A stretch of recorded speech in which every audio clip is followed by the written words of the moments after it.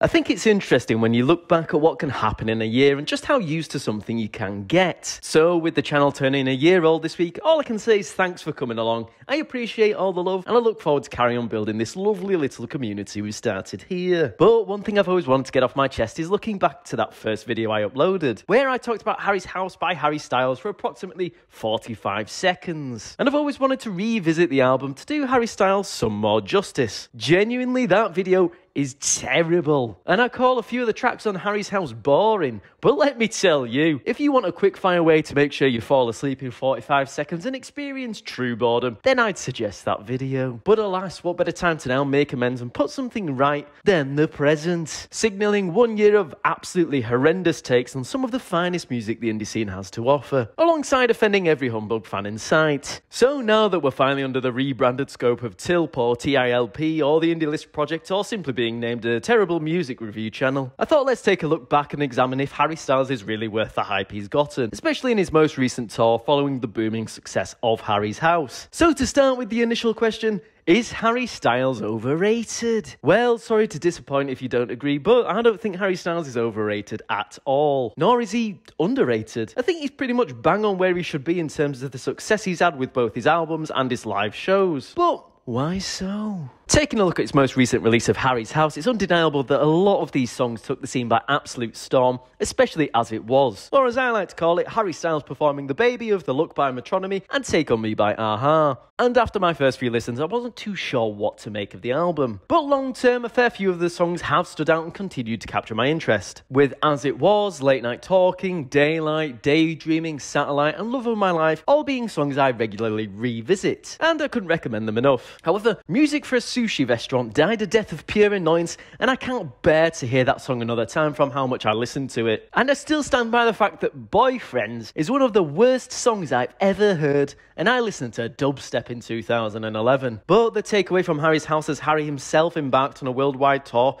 that took the world by storm. It reflected one major thing to me. Boy, can this guy simply pump out very high quality records that overall do appeal to both the indie fanboy in me, who can't resist rolling up every pair of trousers he owns, and the disco boogie king who has grown up on absolutely loving the Bee Gees. And I think this third album really did cement his solo career for me, in that he now is a standalone artist who has entirely outgrown those previous building blocks and training wheels that were the X Factor and One Direction. And to be fair, I don't mean that in a slanderous way, as I truly believe One Direction shouldn't be shunned at as a music group. But what I mean is that Harry's now produced 3 great records of high quality and performs in such a way that I entirely forget he wasn't a solo artist in the first place. And taking a look at those first 2 albums, there are some great things to highlight. Harry's debut solo album, self-titled as Harry Styles, now really does feel like a taste of what was to come in retrospect, where the album feels quite reliant and leaning on the influences of the album. For example, Sign of the Times sounds incredibly inspired by David Bowie, and whilst I like Sweet Creature, that song is almost literally Blackbird by the Beatles just sped up. Try learning it on guitar, trust me,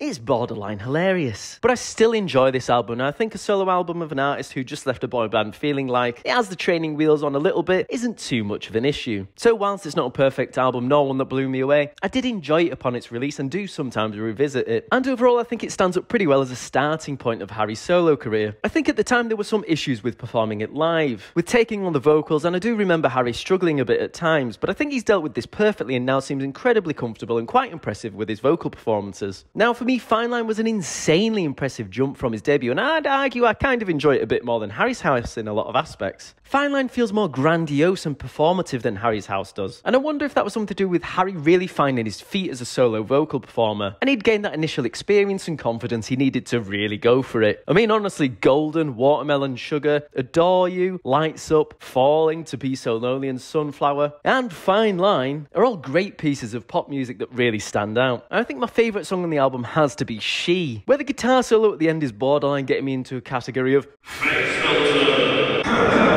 But what I do think is interesting in debating if Harry is overrated or not is just to examine the quality of his albums. You can see a progression in terms of production and vocal performance, and the songs are just good. I don't know how much more simple to put it than that. And whilst his debut didn't blow everyone away maybe to the extent they thought it would, Fine Line and Harry's House have done more than enough to make up for that. I think maybe looking at some of the issues people take with Harry could be to do with certain aspects of how much of the songs does he actually write himself, and that especially being derived from the times in his One Direction days where he was fairly open, a lot of the songs got given to them, which which to be fair is pretty common practice for a lot of pop stars, so it's not really that big an issue. But it's a good question that's worth asking, and I think for Harry Styles it is a bit more of a team effort, with him writing alongside other producers and bandmates across all of his 3 albums. But the reason why this is an issue for people is one reason a lot of people connect with rock music or indie music or alternative music is due to that connection they feel knowing the art is coming from the artist they're listening to, giving this sort of wavy idea that the art is pure and not manufactured by a team. And I think in some cases though, being opposed to outside collaboration is a rather strange line to walk, and often one that opens you up to being hypocritical, as you're likely unaware that your favourite bands will have worked with several people outside of the group to help write their tunes in some way. But also, I do believe having an entirely manufactured body of work isn't the greatest look either. However, there is certainly an acceptable level of honesty about things, with plenty of examples of people who managed to surpass this. With the biggest example coming to my mind is Liam Gallagher, who openly and proudly claims about his army of songwriters that help him in his career. And yet, millions of people still connect with him and his music despite him saying this. And I think it comes down to an artist being able to truly own and respect the art they're taking part in creating, and then performing it to a point where it does connect with the people, and also respect the fans that put their time into supporting them. And I think Harry does this regardless of if he wrote every single piece of music by himself or if he works with a team of songwriters. I mean, you just have to see live footage of any of his gigs to understand the vibes are certainly immaculate, and he's clearly worked on himself as a musician over the years and improved his vocal delivery. So either way, this point doesn't really bother me. And I think another point that derives from this is many people probably still don't like Harry Styles due to his time in the X Factor and One Direction, as some people might see him as some sort of creation of the industry. And as we've spoken about on this channel before when we've talked about industry plants, people don't like to feel forced into liking something due to the feeling that art is meant to be authentic, not manufactured. But Harry himself has come out and said plenty of times in an incredibly earnest manner that he owes his career to these shows and the band, and there's no animosity or hiding from it, which I think is a fairly nice approach to the subject, as we've seen people with far less popularity, success or talent than Harry come out and try to disengage from their past as if it never applied to them. And I think once again that's a fair credit to Harry for outgrowing his past as an artist and developing into something more, and once again not in an egotistical way but rather more in the way that the caterpillar turns into the butterfly, done with all the grace and colourful flare pants that you could ever dream of.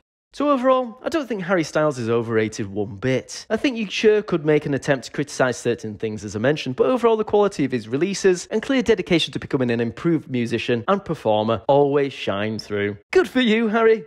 Good for you. As always, feel free to like and subscribe if you're new here. And on that note, I think I'll say ta-ra for now, and I'll see you later.